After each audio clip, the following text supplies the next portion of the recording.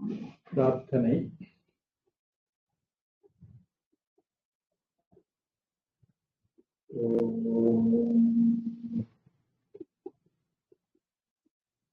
ஐந்து கரத்தனை ஆனை முகத்தனை இந்தின் இளம்பிரை போதும் வயிற்றனை நந்தி மகந்தனை ஞானத் தொழிலினை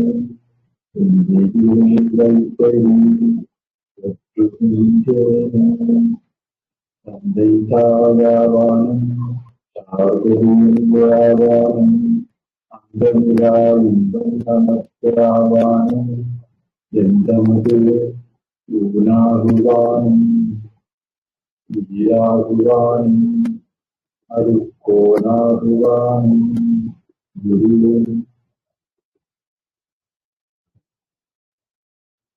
நமஸ்ஸவித்ரே ஜகதேகசக்ஷுஷே ஜகத்வசூதிஸ்திதிநாசகேதவே கைமயாய த்ரிகுணாத்மதாரிணே விரிஞ்சி நாராயண சங்கராத்மனே.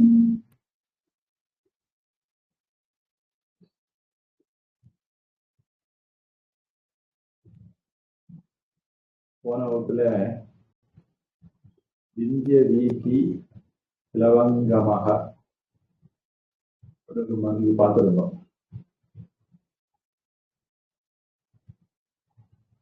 அதுல விந்திய மலை, நர்மதை, தபதி ரெண்டு நதிகள் மகாராஷ்டிரத்துல மும்பைக்கு பக்கத்துல கடல்ல கலக்குது. விந்திய மலைக்கும் சாத்பூர மலைக்கும் நடுவுல நர்மதை, நர்மதா பரிக்கிரமா ரொம்ப பிரபலம். ஓங்காரேஸ்வர் அப்படிங்கிற இடத்துல தொடங்கி கட்ச் வளைகுடா பகுதியில போய் அது கலக்குது.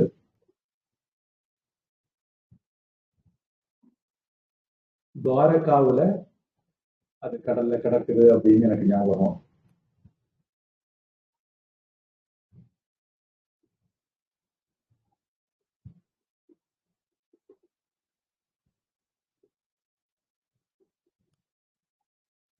இது இந்தியாவினுடைய மத்திய பகுதியில் இருக்கிற ஒரு மலை. வட இந்தியாவையும் தென்னிந்தியாவையும் பிரிக்கிறது மாதிரி இருக்குது அப்படின்னு சில பேர் கதை அடிப்பாங்க. ஹிமாலயம் சீனாவையும் இந்தியாவையும் பிரிக்கிற மாதிரி இருக்குன்னு சொல்ல மாட்டாங்க.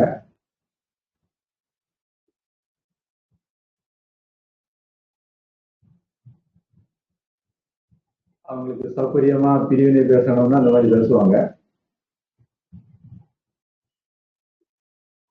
கடக ரேகை இந்த விந்திய மலைக்கு மேல இருக்குதா கீழே இருக்குதா அப்படிங்கிற ஒரு கேள்வி. இது நல்லா தெரியலைன்னா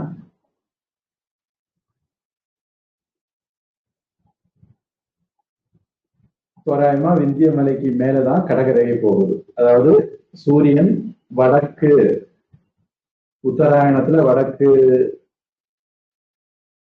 எல்லைக்கு போகும்போது அது விந்திய மலையை தாண்டி இருக்கும். பொதுவா பூமியினுடைய சுழற்சி 23.5 டிகிரி அப்படிங்கிறது பிக்சட் கிடையாது. ஒரு 20 to 25 சௌகரியம் போல சார்ந்திருக்கும். இது அறிவியல் உடைய யூகம். நம்ம நாட்டு கதைகள், புராண கதைகள், இலக்கியங்கள் அதை உறுதிப்படுத்துறது மாதிரிதான் எழுதி வச்சிருக்காங்க.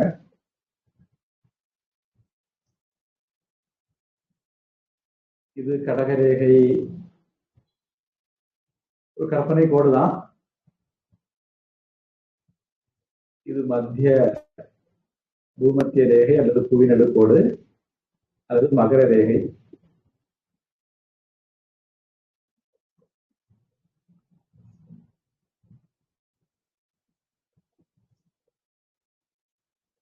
இதுல இருந்து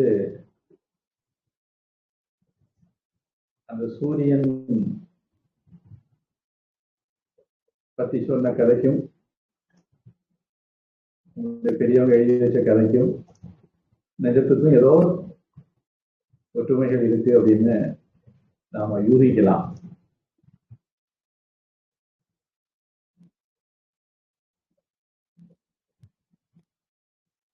இப்போ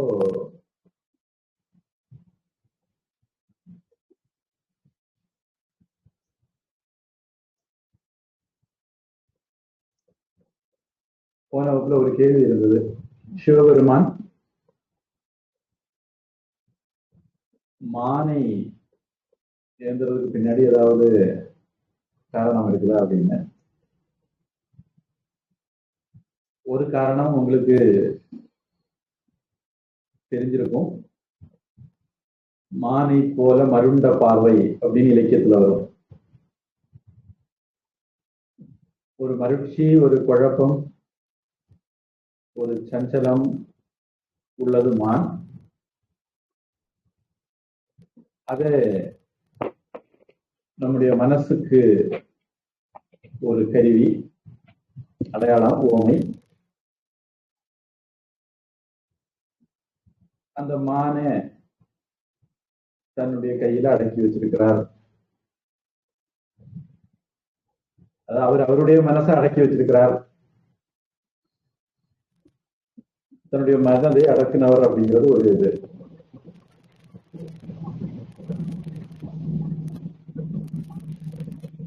இன்னொரு அபிப்பிராயம், மான் 4 கால்களை உடையது, 4 வேதங்களையும் குறிப்பதாக மான சித்தரிக்கிறது.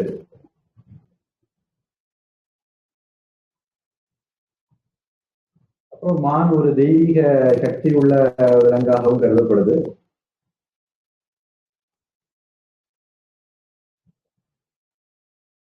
பொதுவா பாரம்பரிய கதைகள்ல முனிவர்கள் வாழக்கூடிய ஆசிரமங்கள் இருக்கும். அங்க சுற்றி மான்கள் துள்ளி விளையாடும் பயம் இல்லாம. இன்னும் ரொம்ப சொல்லணும்னு நினைச்சாங்கன்னா, சிங்கமும் புலியும் அல்லது புலியும் மானும் சிங்கமும் மானும் எல்லாம் ஒரே படி நீர்த்துறையில தண்ணீர் குடிக்கும். அந்த முனிவருடைய சாநித்தியத்துல அவைகள் கூட தங்களுடைய பகையை மறந்து வாழும் அப்படிங்கிறது மாதிரி சொல்லுவாங்க.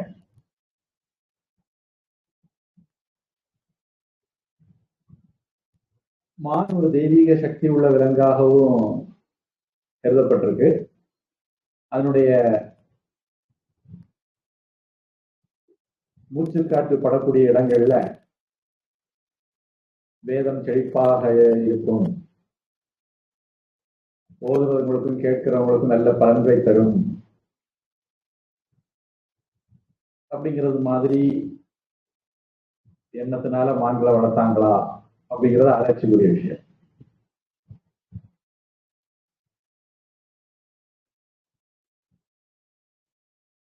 தேவாரத்துல ஒரு வரி வருது, வேதம் மான் மறியே. வேதம்தான் மான் அப்படின்னு நமக்கு இலக்கிய ஆதாரமே கூட தேவாரத்துல இருக்கு. வேதத்தை தோற்றுவித்தவன் சிவபெருமான், அதை மற்றவர்களுக்கு போதிக்கிறவர், வேத ஞானத்தை எங்கேயும் பெருகச் செய்கிறவர், வேதம் ஓதுறதையும் ஓதுவிக்கிறதையும் குறித்து அவர் மான் எழுதியிருக்கிறார். பொதுவா சிவபெருமானுடைய மகேஸ்வர வடிவங்கள்ல மானோட இருக்கக்கூடிய வடிவங்கள் பலது இருக்கு. சோமாஸ்கந்தர், ச உமாஸ்கந்தர். சோம ஸ்கந்தர் அப்படி அர்த்தம் இல்லை. சோமன்னா சந்திரன், இந்த இடத்துல அந்த அர்த்தம் இல்லை. ச உமா, உமையோடு கூடிய, அம்பிகை சமேத அப்படின்னு சொல்றோம், அந்த மாதிரி அர்த்தம். ச உமா ஸ்கந்தர், உமையோடும் கந்தனோடும் கூடிய சிவபெருமான், அது சோமாஸ்கந்தர். சந்திரசேகரர், ஜடையில பிறை சூடியவர்.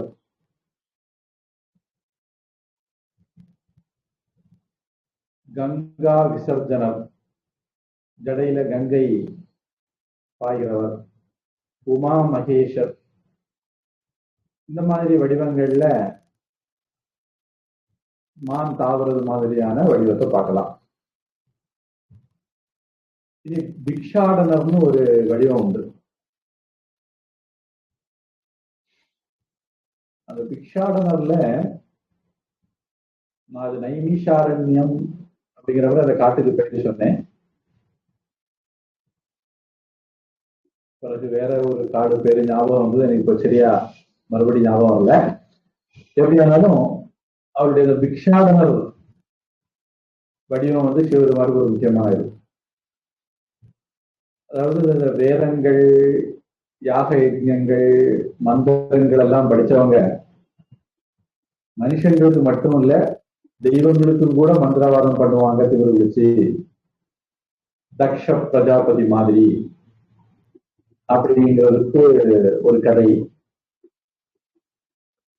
முனிவர்கள் எல்லாரும் சிவபெருமானுக்கே ஏவல் பில்லி சூனி எல்லாம் பண்ணாங்க. சிவபெருமான் மேல பலவிதமான விலங்குகள் எல்லாம் ஏவி விட்டாங்க. பலவிதமான மந்திர உச்சாரணம் பண்ணாங்க. புலியை ஏவுனது ஒண்ணு. அவர் அந்த புலிய தோலை உரிச்சு ஆடையா விட்டுக்கிட்டார்.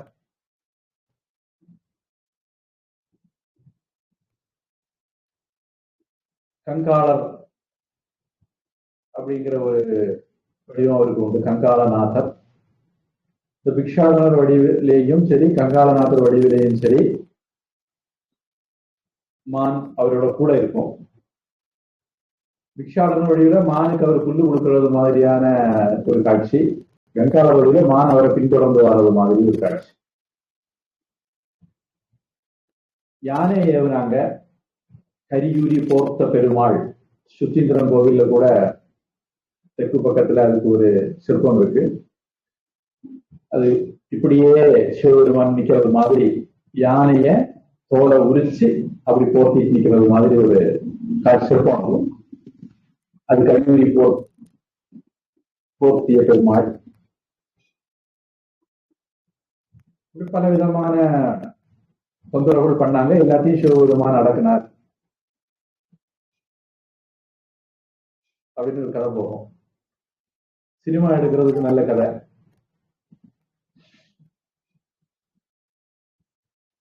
இந்த காலத்துல ரொம்ப ஹீரோயிசம் படங்கள் எல்லாம் வெளிவருது, நல்லா ஓடுதுன்னு கேள்வி. அதனால அவங்களுக்கு டிப்ஸ், நம்ம டிப்ஸ். இனி சிவபெருமானுக்கு மானேந்தியப்பர் அப்படின்னு ஒரு பேரு கூட இருக்கு. கல்லிடைக்குறிச்சி, திருநெல்வேலி பக்கம், திருநெல்வேலி மாவட்டம் சொல்லலாம். என்னுடைய ஞாபக சக்தி சரியா இருந்தா. கல்லிடைக்குறிச்சியில உள்ள சிவபெருமானுக்கு மானேந்தியப்பர்னு பேரு. சில தட்சிணாமூர்த்தி வடிவங்கள்லையும் மான்கள் படுத்திருக்கிறது மாதிரி பார்க்கலாம். இதெல்லாம அம்பிகை மானோட இருக்கிறத பார்க்க முடியும். மான தழுவி நிற்கக்கூடிய பராசக்திக்கு மானேந்து வள்ளி அப்படின்னு பேரு. துர்க்கை வடிவில் இருக்கும்போது நல்ல முறுக்கின கிளையோடு கூட கொம்புள்ள மானுக்கு மேல தேவி அமர்ந்து வருகிறாள். அதனால அவருக்கு பாய்கலை பாவை, கலைமான், பாய்ந்து வரக்கூடிய கலைமான் மேல இருக்கிற பாவை.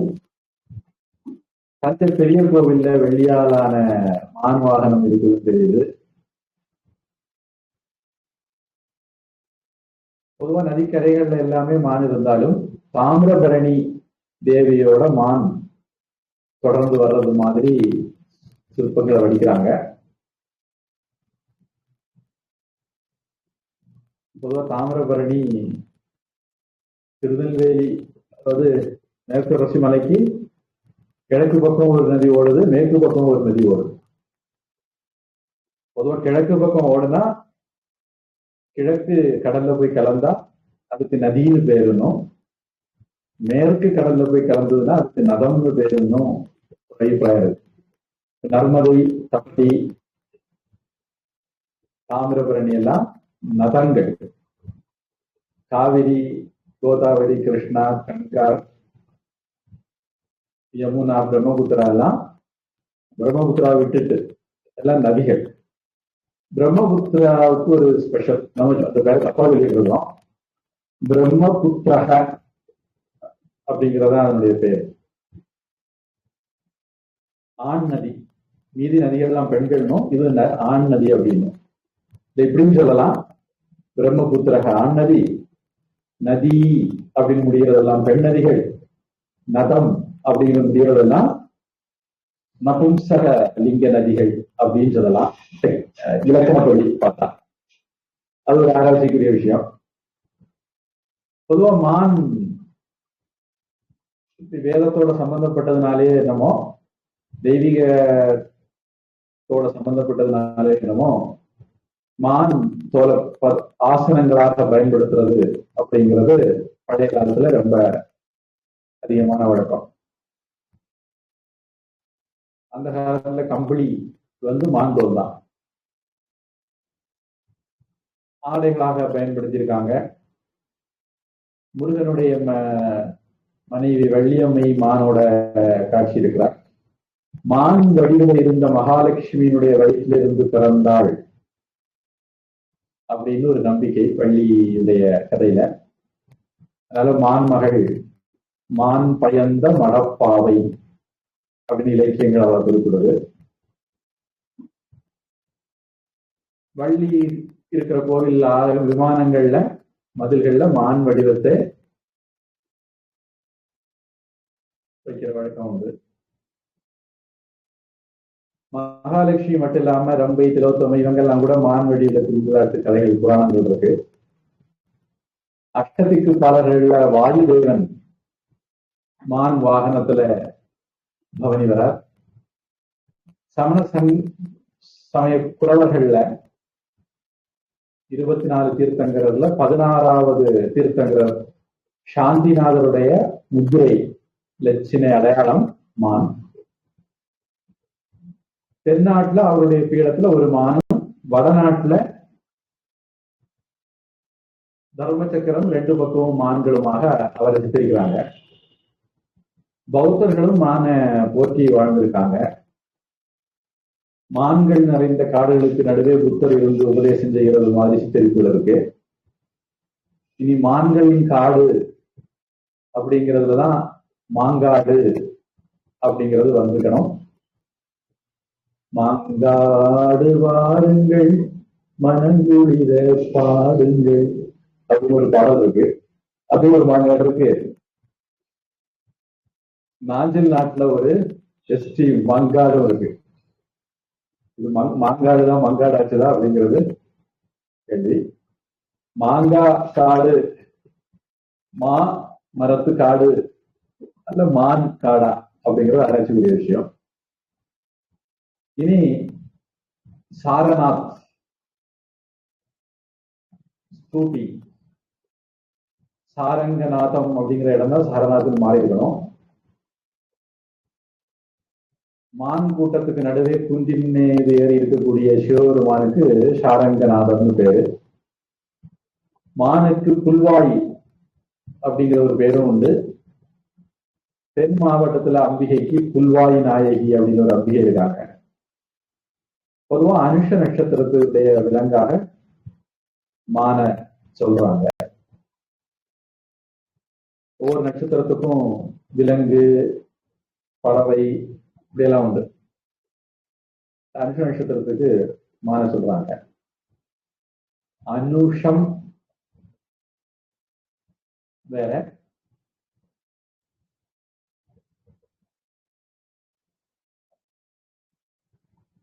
அனுஷம்ல அது அனுஷம் தான் வரும். ராம அனுஜன் அதுலயே அணுதான் வரும். ஆனா அனசூயால அணு வராது. அது அசூயா இல்லாதவள் அன் அசூயா, அனசூயா. அங்க அணு அப்படிங்கிறது பொருந்தாது.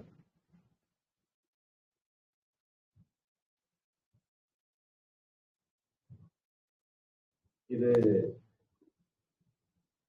போன வகுப்புல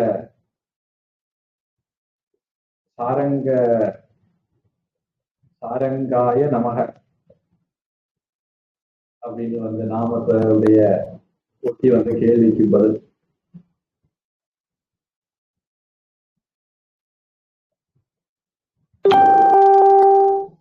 இப்போ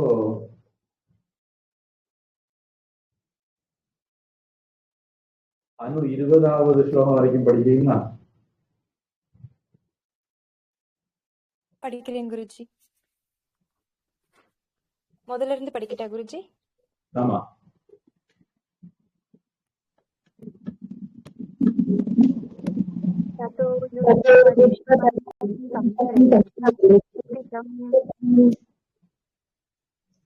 குருஜி எனக்கு ரொம்ப இப்போ ஆகுது.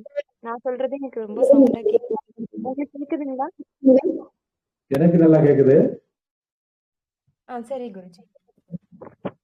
ததோ யுத்த பரிஷ்ராந்தி சமரே சிந்தயாசிதம் ராவணாக்ரதோ திருஷ்ட்வா யுத்தாய சமுத்திதம் दैवतैश्च समागम्य द्रष्टुमव्यागतोरणम् उपागम्य ब्रवीद्रामम् अगस्त्यो भगवान् ऋषिः राम राम महाबाहो शृणु गुह्यम् सनातनम् येन सर्वान् नरीन् वत्स समरे विजयिष्यसि आदित्यहृदयम् पुण्यम् सर्वशत्रुविनाशनम् जयावहम् जपेन्नित्यम् अक्षय्यम् परमम् शिवम् सर्वमङ्गलमाङ्गल्यं सर्वपापप्रणाशनं चिन्ताशोकप्रशमनम् आयुर्वर्धनमुत्तमम् लक्ष्मीमन्तं समुद्यन्तं देवासुरनमस्कृतं पूजयस्व विवस्वन्तं भास्करं भुवनेश्वरं सर्वदेवात्मको ह्येषः तेजस्वी रश्मिभावनः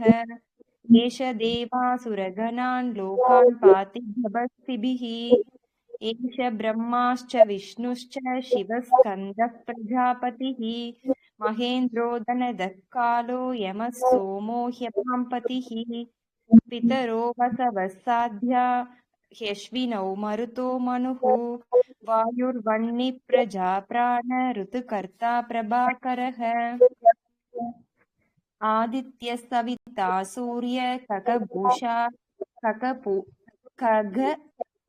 खगपूषा गभस्तिमान् आदित्य सविता सूर्य खगपूषा गभस्तिमान् सुवर्ण सदृशो भानो हिरण्यरेता दिवाकरः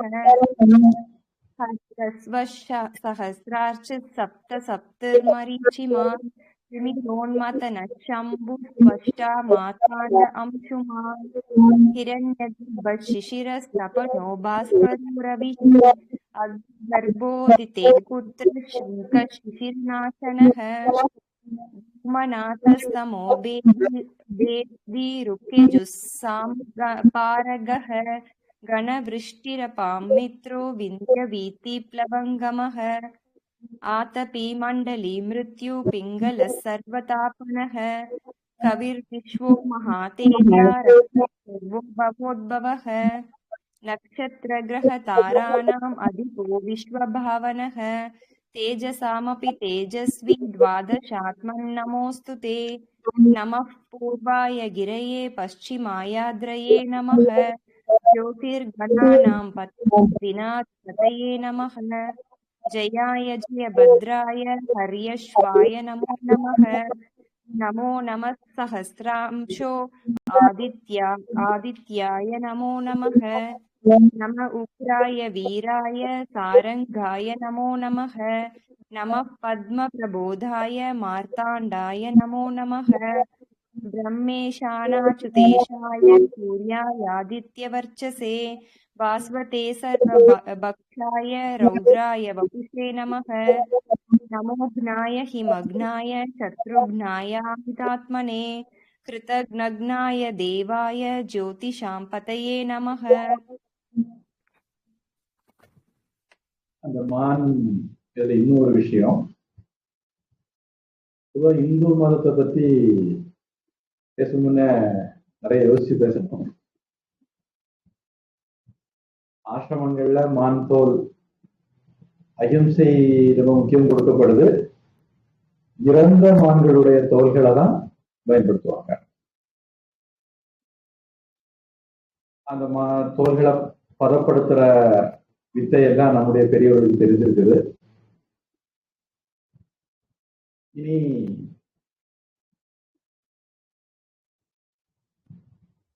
6 வயசுக்கு மேல உபநயனம் பண்ணுவாங்க. அப்படி உபநயனம் பண்ணும்போது பூணூல் போடுவாங்க. அந்த பூணூல ஒரு சின்ன மான்தோல் முடிஞ்சு வச்சிருக்கும். அது ஒரு சம்பிரதாயம். அது பிரம்மச்சரியத்தினுடைய விரதத்தினுடைய அடையாளமாகவும் மான் தோல் பயன்படுத்தப்படுது அப்படின்னு நாம யூகிக்கலாம்.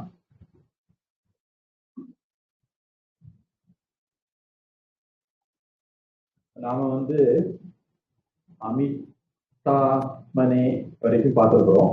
கிருதக்ன விநாய பார்க்கணும்.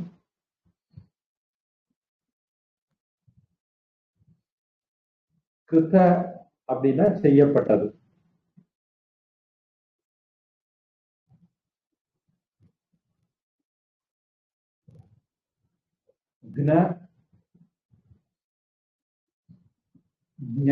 ரெண்டு வார்த்தைகள் இருக்கு.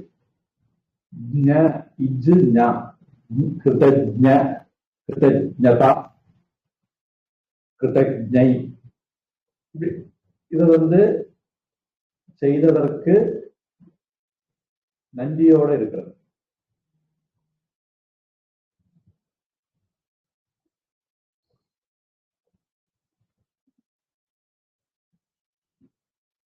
பொதுவா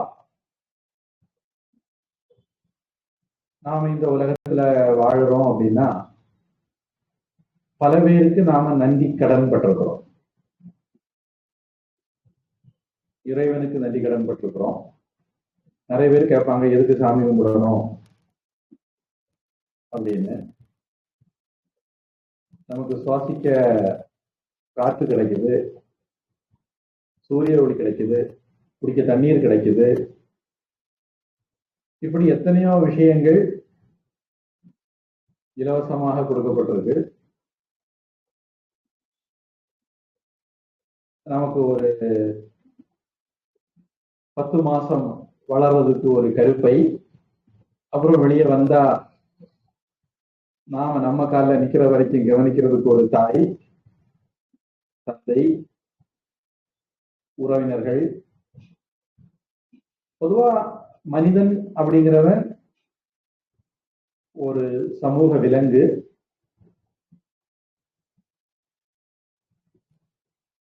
மற்றவர்களை சார்ந்துதான் வாழும். அப்ப நாம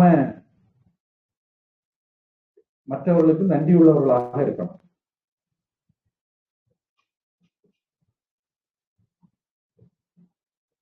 இந்த நன்றி சில பேர் வார்த்தைகள்ல வெளிப்படுத்துவாங்க. வெறுமனே வார்த்தைகள்ல மட்டும் வெளிப்படுத்தினா போதும் இன்னைக்கு உள்ள சமுதாயம் இருக்குது. தேங்க்ஸ் சொல்லிட்டு போயிட்டே இருக்கலாம் அப்படின்னு. அப்படி வாயில மட்டும் உடச்சுட்டா போறாது, நம்முடைய செயல்கள்ல அது வெளிப்படும்.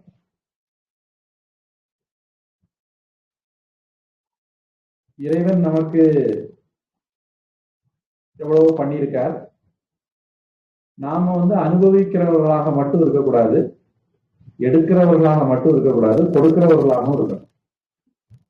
அப்ப நம்மால இந்த சமுதாயத்துக்கு என்ன கொடுக்க முடியும்?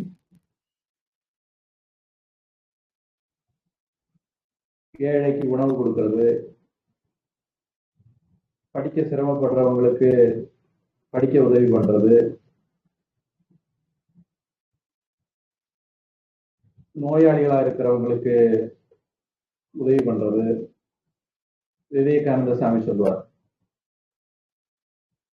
மாத்ரு தேவோ பவ பித்ரு தேவோ பவ அப்படின்னு வேதம் சொல்லுது.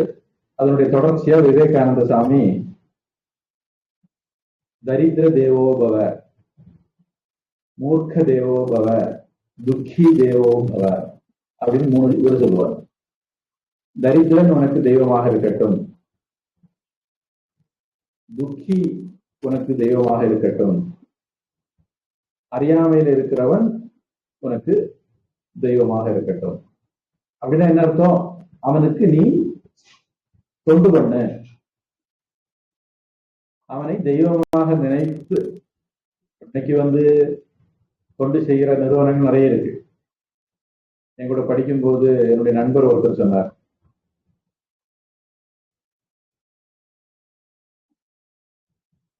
சர்வீஸ் மதசார்பற்ற விஷயம் அப்படிங்கிற துணியில அவர் சொன்னார். நான் சொன்னேன், நம்ம நாட்டுல சர்வீஸ் மதசார்பற்றது இல்லை, அது கடவுளுக்கு செய்கிற பூஜை. மக்கள் சேவையே மகேசன் சேவை, நர சேவையே நாராயணன் சேவை. இப்படி நம்மால எந்த விதத்துல இந்த சமுதாயத்துக்கு திருப்பி கொடுக்க முடியுமோ அப்படியெல்லாம் நாம திருப்பி கொடுக்கறதா உண்மையான நன்றி அறிதல். செய் நன்றி அறிதல். என் நன்றி கொன்றார்க்கும் உய்வில்லா உய்வில்லை, செய் நன்றி கொண்ட மகற்கு அப்படின்னு திருக்குறள். அப்போ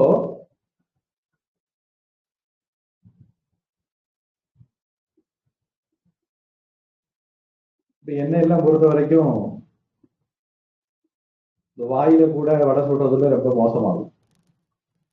பெருசா டக்குனு நன்றி சொல்ல வராது. ஆனா மனசுல இருக்கும், உரிய நேரம் வரும்போது நாம வெளிப்படுத்துவோம். இப்போ கும்பமேளா போனோம், நண்பர் ஒருவர் கூட்டிட்டு போனார். புரி ஜெகநாத்துக்கு போயிட்டு அப்புறம் அங்கிருந்து கும்பமேளா போனோம். அங்க ஒரு ஆசிரமத்துல நமக்கு தங்குறதுக்கு இடம் கொடுத்தாங்க. அப்புறம் அங்க நண்பருக்கு நண்பருக்கு நண்பர் ஒருத்தர் வீட்டுல இடம் கொடுத்தாங்க. முன்ன பின்ன தெரியாதவங்க இடம் கொடுத்தாங்க.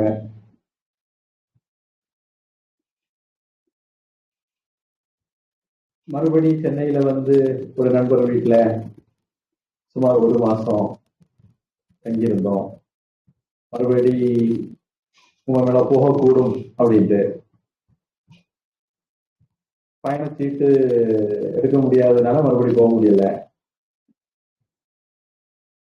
அப்புறம் ஆச்சாரிய சாமி குரு பூஜைக்கு போயிட்டு அங்கிருந்து தேனி ஆசிரமம் போய் அங்கிருந்து சிவராத்திரி கொண்டாடிட்டு அங்க 2-3 நாளுக்கு பிறகு போகிறேன். அங்க இருந்து ஒரு சில நாட்கள் இருந்துட்டு வரோம். இந்த ப்ராசஸ்ல நமக்கு தெரிஞ்சு தெரியாம பல பேர் இருப்பாங்க. சில பேர் நமக்கு உதவி செய்யாதாங்க அப்படிங்கிறது நமக்கே தெரியாது. முன்ன பின்ன தெரியாதவங்க உதவி செய்திருப்பாங்க, தெரிஞ்சவங்களும் செய்திருப்பாங்க. தெரிஞ்சவங்களுக்கு திருப்பி கொடுக்கறது ஒருவேளை ரொம்ப எளிமையா இருக்கும், ஞாபகம் வைக்கிறதும் எளிமையா இருக்கும். ஆனா நாம தெரியாதவங்களுக்கு பண்றது கஷ்டம். அதனால நமக்கு செய்தவங்களுக்கு தான் நாம திருப்பி செய்யணும்னு இல்லை, சமுதாயம் நமக்கு செய்யுது, நாம திருப்பி சமுதாயத்துக்கு ஏதோ ஒரு விதத்துல செய்துட்டா போதும்.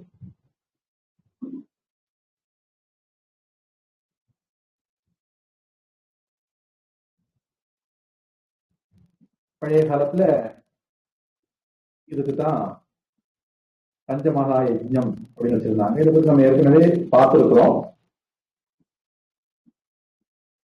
ரிஷி யஜ்ஞம் அல்லது பிரம்ம யஜ்ஞம், தேவ யஜ்ஞம், மனுஷ யஜ்ஞம் அல்லது நர யஜ்ஞம், பித்ரு யஜ்ஞம்,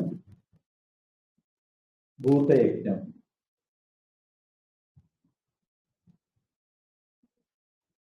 அல்லது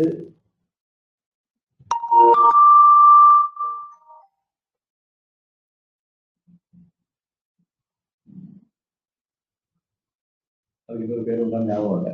சரி, இப்போ 5 விதமான யஜ்ஞங்கள் ஒரு இல்லறத்தான் தினமும் பண்ணணும் அப்படின்ட்டு மனுஸ்மிருதி மாதிரி சாஸ்திரங்கள்ல தினசரி கடமைகள்ல விதிக்கப்பட்டிருக்கு. இதெல்லாம் நாம மற்றவர்களுக்காக வேண்டி வாழ நம்மளை தயார்படுத்திக்கிறதுக்கான ஒரு பயிற்சி இடம் தான் இல்லறம். நான் உண்டு, என்னுடைய வாழ்க்கை துணை உண்டு, என்னுடைய குழந்தைகள் உண்டு, என்னுடைய குடும்பம் உண்டுன்னு வாழ்றதுக்காக வேண்டி அல்ல இல்லறம். இல்லறம் மற்றவர்களுக்காக வேண்டி வாழ்றதுக்கான ஒரு பயிற்சி களம். அதுவும் நாம ஏற்கனவே இந்த பஞ்சமகா யஜ்ஞம் பார்க்கும்போது விரிவா சொல்லி இருக்கிறேன். அப்படி நாம இல்லாம சொந்த காரியம் சிந்தா பார்த்துன்னு வாழ்ந்தா அதுக்கு கிருதக்ன அப்படின்னு பேர். ஹன் தாத்துல இருந்து கின வரும்.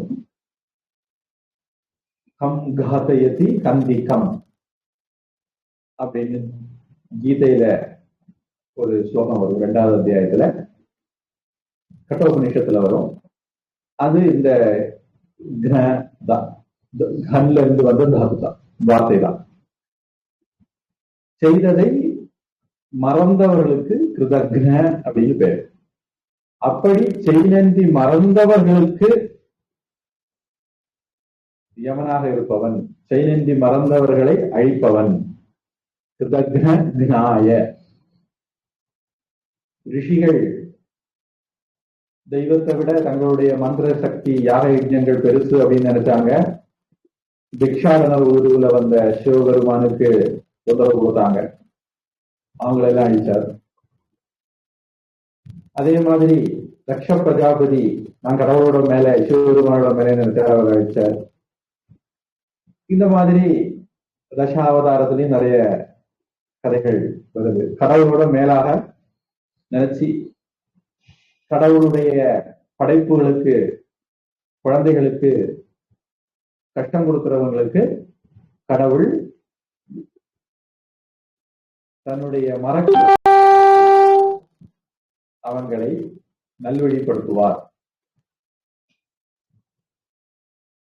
அதுதான் கிருதக்ன விநாய அப்படிங்கிறது.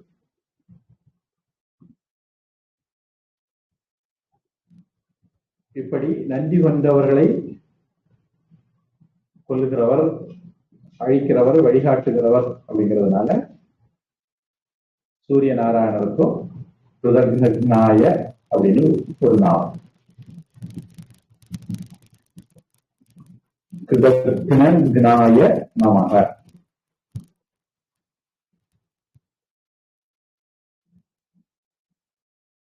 என்பில் அதனை வெயில் போல காயுமே, அன்பில் அதனை அறம். தர்மோ ரக்ஷதி ரக்ஷிதः தர்ம ஏவ ஹதோ ஹந்தி. தன்னை காப்பவனை தர்மம் காக்கும், தன்னை அழிப்பவனை தர்மமே அழிக்கும்.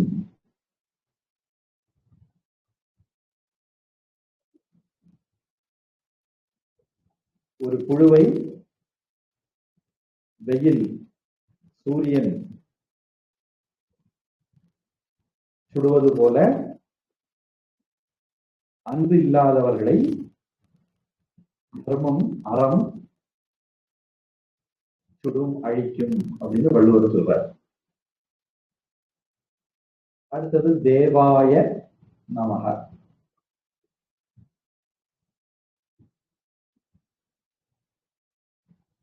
திவ் அப்படிங்கிற வேர் சொல்லுக்கு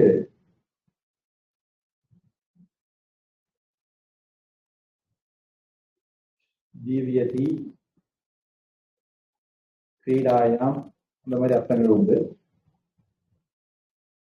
என்னுடைய கையில சில, நான் இப்ப இருக்கிற இடத்துல என்னுடைய ரிசோர்ஸ் எல்லாம் இல்லை. நான் என்னுடைய இடத்தை விட்டு இன்னொரு இடத்துல இருக்கிறேன். என்னுடைய ரெஃபரன்ஸ் புஸ்தகங்கள் எல்லாம் என்னுடைய சொந்த இடத்துல இருக்குது. அதனால சில விஷயங்களுக்கு கூடுதல் ஆதாரங்கள் தர வழியில திவ்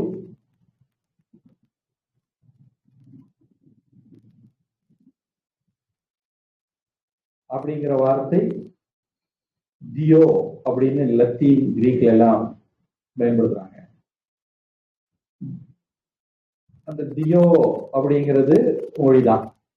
தியா அப்படின்னு விளக்குக்கு பேரு ஹிந்தியில.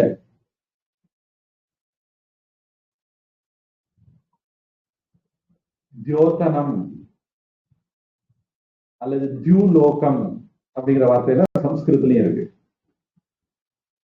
அப்ப திவ் ஒளி அப்படிங்கிற வார்த்தை அருட்பெரும் ஜோதியாக இருக்கக்கூடிய, ஜோதி ஸ்வரூபமாக இருக்கக்கூடிய கடவுளுக்கு பயன்படுத்தப்படும்.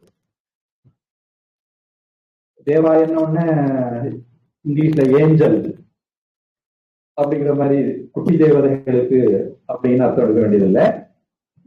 கடவுளுக்கு பயன்படுத்தப்படுகிற வார்த்தை.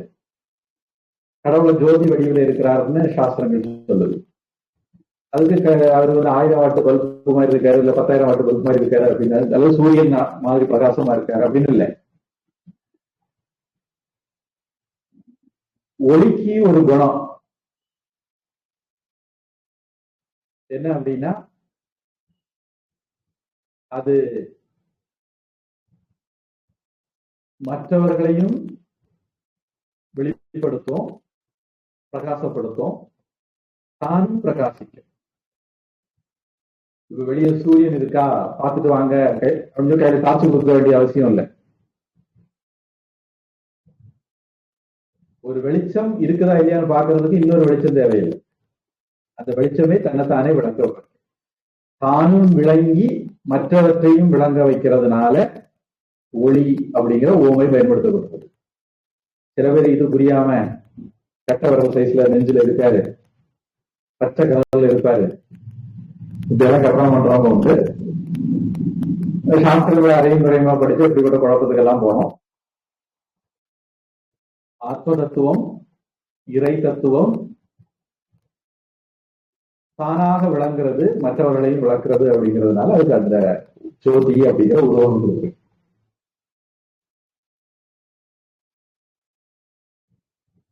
ஒரு உதாரணத்துக்கு, திடீர்னு நாம இருக்கிற இடத்துல லைட்டு போயிட்டுது, இருட்டா இருக்கு, குத்துருட்டு.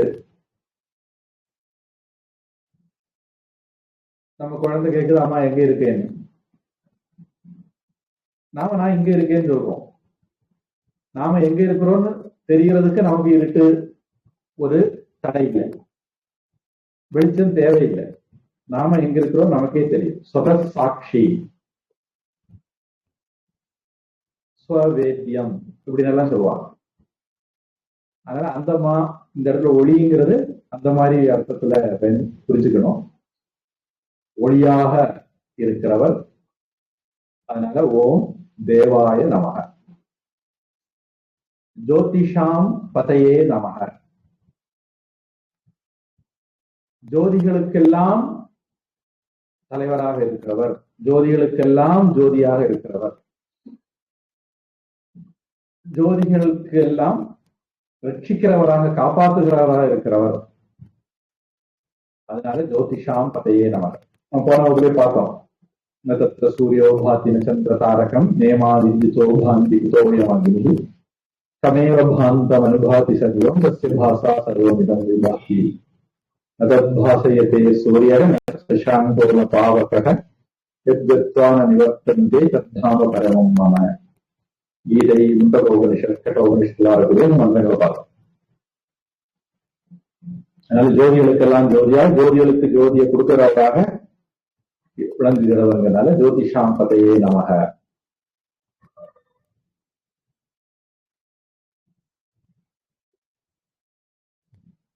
ஸ்ரீபா 21 படிங்க. தப்த சாமி கராபாய வன்னயே விஸ்வகர்மணே நமஸ்தமோபி நிக்னாய ருஜயே லோக சாட்சிணே.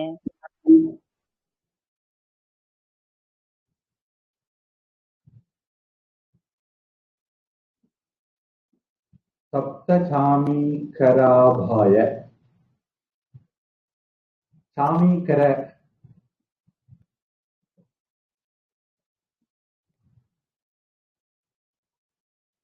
அப்படின்னா சமீகர அப்படிங்கிற வார்த்தையிலிருந்து வந்தது. சமீகர அப்படிங்கிறது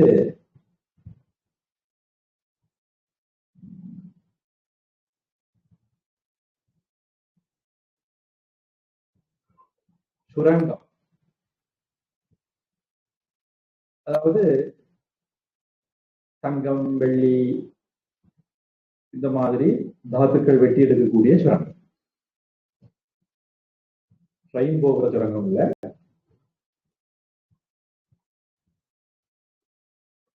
அதுல இருந்து வந்தது சாமீகர.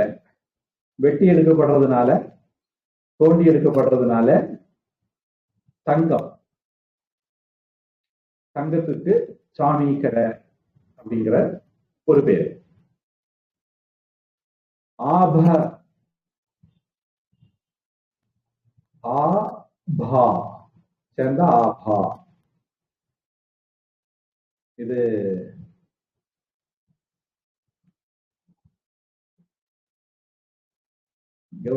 அரசாங்கத்தினுடைய ஆரோக்கிய அட்டைக்கும் மத்திய அரசாங்கம் ஆபா கார்டுன்னு தான் பேர் வச்சிருக்கு. இது அந்த ஆபா இல்ல. பா ஒளி, ஆபா, ஆனா சமந்தா முழுவதுமாக ஒளிரக்கூடிய ஆபா, பிரகாசமான, ஜோதிமயமான அப்படின்னு அர்த்தம். அல்லாம ஆப அப்படிங்கிறதுக்கு சோபா, சௌந்தரியம், பிரதிபிம்பம், சாதிருஷ்யம், இந்த மாதிரி வேற அர்த்தங்களும் இருக்கு. சாமீகர ஆபா, தங்கத்தினுடைய ஒளி. எப்படிப்பட்ட தங்கம்? சப்த சாமீகர ஆபாய, தங்கத்தை சுட்டா சுட சுட ஒளிரும் பொன்போல அப்படிம்பாங்க. தங்கத்தை சுட்டா காய்ச்சினா அந்த பழுக்க காய்ச்சின தங்கம் எப்படி பிரகாசிக்கும்? சாதாரண கழுத்துல போடுற தங்கத்தை விட பழுக்க காய்ச்சின தங்கம் இன்னும் பிரகாசமா இருக்கும். அப்படி ஒரு பழுக்க காய்ச்சின தங்கம் மாதிரி பிரகாசமானவர். ஈஷாவாசிய உபனிஷத்துல ஒரு மந்திரம் இருக்கு. முதுநிலையில அந்த மந்திரம் இருக்குதுன்னு நினைக்கிறேன், அல்லது வித்யா பூஷன்ல ஈஷாவாசியத்துல வருவதில்ல, எங்கேயோ படிச்சிருக்கேன். ஹிரண்மயேன பாத்திரேன சத்யஸ்யாபிஹிதம் முகம். ஒரு தங்கமயமான பாத்திரத்தால, தட்டால சத்தியத்தினுடைய முகம் அப்படி மூடி வச்சுக்கலாம் அப்படின்ட்டு உபனிஷத் சொல்லுது. அது மாதிரி பழுக்க காய்ச்சின தங்க நிறத்தோட விளங்குகிறவர். ஏற்கனவே நம்ம சொல்லியிருக்கிறோம் போன வகுப்புல, தங்கம் அப்படிங்கிறது மஞ்சள் நிறத்தை குறிக்கலாம், தூய்மையை குறிக்கலாம், பிரம்மச்சரியத்தை குறிக்கலாம், தெய்வீகத்தை குறிக்கலாம், ஞானத்தை குறிக்கலாம். இந்த மாதிரி எல்லா அர்த்தமும் இருக்கு. ஞான பிரகாசமாக இருக்கிறவர் அப்படின்னும் எடுக்கலாம். அடுத்தது ஓம் வன்னையே நமக. இந்த இடத்துல அநேகமா இந்த தாத்து வஹி, எப்படி பிருஹி, நதி, வஹி தாத்து அப்படி இருக்கணும். அப்போ இதுக்கணும் தாத்தோகோ இது அச்சோ அந்தியாத் பரக எல்லாம் வரும்போது அந்த அனுஸ்வாரம் இதுக்கு முன்னாடி போயிடும். அப்போ வன்னையே நமக. வன்னி அப்படிங்கிறது, வன்னிங்கிற ஒரு மரம் உண்டு, பிள்ளையாருடைய தலவிருஷமாக இருக்கும், பிள்ளையாரோட சம்பந்தப்பட்ட ஒரு மரம் அது.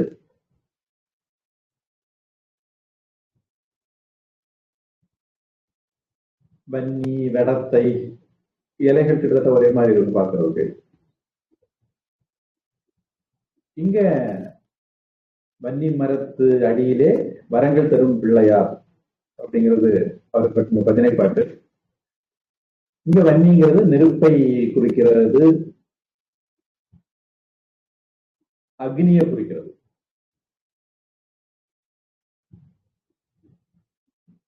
வஹி அப்படின்னா எடுத்துட்டு போகிறவர், போஸ்ட்மேன் வேலை பார்க்கிறவர் அப்படி சொன்னா படிச்சுன்னு புரியுமா இருக்கு.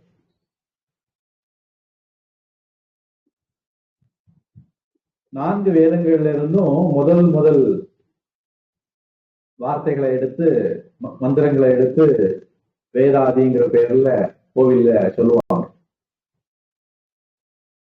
ஓம் அக்னிமீலே புரோஹிதை யஜ்ஞஸ்ய தேவம் ருத்விஜம் ஓதாரம் ரத்னதாத்ரமம் ஹரி ஓம் ஹரி ஓம் இஷேதோஜேத்வாவாயவஸ்தோபாயவஸ்ததவி தேவாவஸ் சவிதா பிராப்தயதுஷேஷ்டதமாய கர்மணே ஹரி ஓம் ஹரி ஓம் அக்ஞாயாயி வீதயே கிருணானோ ஹவ்யதாத்தயே நிகோதா சத்சி பர்ஹிஷி ஹரி ஓம் ஹரி ஓம் தன்னோ தேவி வதிஷ்டய ஆபோபுவன் பவந்து பீத்தயே சையோக விஸ்வவந்து நஹ ஹரி ஓம். இந்த மந்திரங்கள்ல ரிக்வேதத்துக்கு சொல்லக்கூடிய ரிக்வேதத்தினுடைய முதல் மந்திரம் அக்னி நீளே, அக்னியை உன்னை வணங்குகிறேன். நீ முன்னாடி போகிறவன் அல்லது முன்னாடி நன்மையை செய்கிறவன். யஜ்ஞஸ்ய தேவம் ருத்விஜம், யஜ்ஞத்துடைய தேவன் நீதான், ருத்விக் நீதான். கோத்தாவாக இருக்கிறவன் நீதான். கோத்தாரங்கிறது ஒரு விதமான பூஜாரிக்கு பேரு, அது ஒரு கதை இருக்கு. 4 வேதத்தில் உள்ளவங்களுக்கும் 4 விதமான பேரு. கோத்தா, அத்வரியு,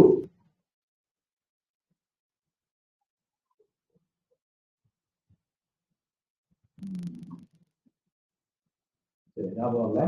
அப்படி ரிக்வேதத்துக்காரங்களுக்கு ஒரு பேரு, அவங்களுக்கு டியூட்டி என்ன, அவங்களுக்கு எவ்வளவு தட்சிணை கொடுக்கணும். இப்படி ஒவ்வொரு வேலைக்காரங்களுக்கும் உண்டு. அதர்வ வேதத்துக்கு பிரம்மா அப்படின்னு பேரு. அவர் தான் சூப்பர்வைசர். இவங்க எல்லாம் அவர் சொல்லபடி செய்யணும். செய்துட்டு அவர்கிட்ட ஓகே வாங்கிக்கணும். அவரு ஓகே சொல்லணும். அவர் ஓகே எப்படி சொல்லுவார்? ஓமிதி பிரம்மா பிரசௌதி ஓமி பிரதிகிரகம் அனுகிருண்ணாதி தைஜ்ய உபநிஷத்துல வருது. அவரு ஓம் அப்படி சொன்னா ஓகே அப்படின்னு அர்த்தம். ஸ்ரீலங்கால குழந்தைகள் கூட வாத்தியார் பிரசன்ட் எடுக்கும்போது ஆதே சொல்ல மாட்டாங்க, ஓம் அப்படின்னு தான் சொல்லுவாங்க.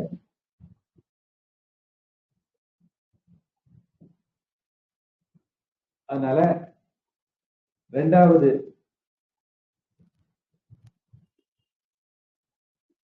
சவிதா சூரியனை பற்றி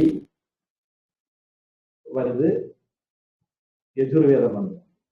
மறுபடியும் சாமவேத மந்திரத்துல பாத்தீங்கன்னா அக்னாயா ஹிரீதையே ஹவ்யதாத்தையே, ஹவ்யத்தை நாங்க ஹோமத்துல அர்ப்பணிக்கக்கூடிய அந்த ஹவ்யத்தை எடுத்துக்கிட்டு வாகனம் போகக்கூடிய அக்னியே அப்படின்னு தான் அந்த மந்திரம் வருது.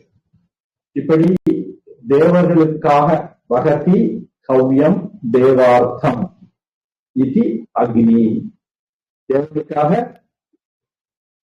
தேவர்களுடைய பேரை சொல்லி நாம கொடுக்கிற ஹோம பொருட்களை அக்னியில கொடுக்கிறோம். அக்னி தேவன் அதை எடுத்துக்கொண்டு போய் அந்தந்த தேவர்கள்ட்ட ஒப்படைச்சிருக்க. அதனால வக்னி அப்படிங்கிறது அக்னிக்கு ஒரு பெயர். அக்னியாக இருக்கக்கூடிய சூரிய நாராயணரை நான் அக்னி சொன்னோன்னா ஒன்னு அக்னியில ஸ்டக் ஆயிடக்கூடாது. அக்னியாக இருக்கக்கூடிய சூரிய நாராயணரே உனக்கு வணக்கம், சூரியனாக இருக்கக்கூடிய சூரிய நாராயணரே உனக்கு வணக்கம். அப்படி எல்லாத்தையும் கொண்டு அங்க முடிச்சு போடணும். அது விஷ்ணு சஹஸ்ரநாமம் சொன்னா அப்படி இருக்கக்கூடிய விஷ்ணுவே உனக்கு நான் வணக்கம்.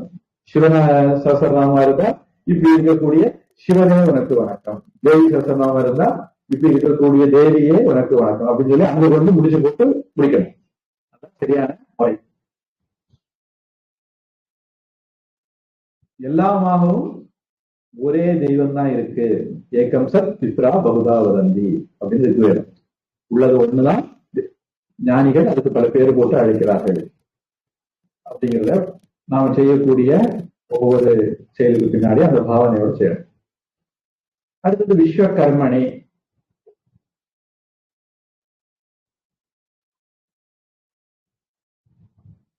விஸ்வம்னா உலகம்னு ஒரு அர்த்தம் உண்டு, எல்லாம்னு ஒரு அர்த்தம் உண்டு. எல்லாவற்றையும் செய்தவர் அப்படின்னு சொல்லலாம். எல்லாவற்றையும் செய்விப்பவர், நம்மளே எல்லா செயல்களையும் செய்ய வைக்கிறவர், அதனால விஸ்வகர்மனே அப்படின்னு சொல்லலாம். எல்லாவற்றையும் செய்வித்தவர், யார் இதையெல்லாம் யாருடைய கைவண்ணமாக இந்த உலகம் இருக்குதோ அவர் அப்படின்னு சொல்லலாம்.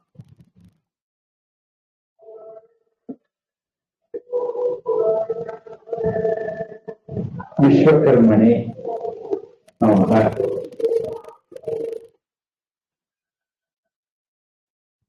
தமக, தமஸ் இருட்டு, அறியாமை.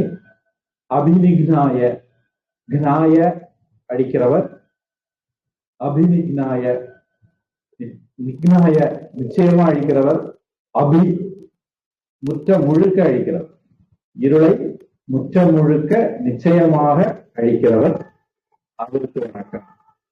தமோ அபிநிக்னாய நமக. அறியாமை இருளை அழிக்கிறவரே உமக்கு வணக்கம். ருச்சையே அப்படின்னு ஒரு வார்த்தை நமக்கு தெரியும். நாக்கு ருசி, நம்ம ருசிம்போம், சமஸ்கிருதத்துல ருச்சி. இங்க ருச்சுங்கிற வார்த்தைக்கு ஒளி அப்படிங்கிற அர்த்தமும் உண்டு. ஒளியாக இருப்பவரே உமக்கு வணக்கம். லோக சாட்சினே, உலகத்துக்கு சாட்சியாக இருப்பவரே அப்படி அர்த்தம் சொல்லலாம். உலகை சாட்சியாக பார்த்து கொண்டிருப்பவரே அப்படின்னு சொல்லலாம். சூரிய ஒளி இருக்கு, அல்லது சூரிய ஒளி நுழையக்கூட முடியாத இடத்துல கூட இப்ப நான் கதவெல்லாம் அடைச்சு போட்டுக்கிட்டு வெளிச்சத்தான் வரக்கூடாதுன்னு இருக்கிறேன், சூரிய வெளிச்சம் வர முடியாது. அங்க கூட அவருடைய சாநித்தியம் இருக்கு. நம்ம உலகத்துல அவருக்கு தெரியாம ஒரு காரியம் செய்ய முடியாது. அவர் இல்லாத இடமே இல்ல. ஆம்னி பிரசன்ஸ், சர்வ வியாபி. அதனால உலகத்துல எங்க எந்த மூலையில என்ன நடந்தாலும் அவர் பார்த்துட்டு இருக்காரு. அதனால லோக சாட்சி, உலகத்துக்கு சாட்சியாக இருக்கிறவர். காற்றாக அவர் தான் இருக்கிறார், ஒளியாக அவர் தான் இருக்கிறார், வெளியாக அவர் தான் இருக்கிறார், பஞ்சபூதங்களாக அவர் தான் இருக்கிறார், பூமியாக அவர் தான் இருக்கிறார், வானமாக அவர் தான் இருக்கிறார், மரங்களாக அவர் தான் இருக்கிறார். இப்படி எல்லாமாக அவர் இருக்கிறதுனால அவருக்கு தெரியாம இந்த உலகத்துல எதுவும் நடக்க முடியாது. லோக சாட்சினே நமக. ஏதாவது கேள்வி இருந்தா கேட்கலாம்.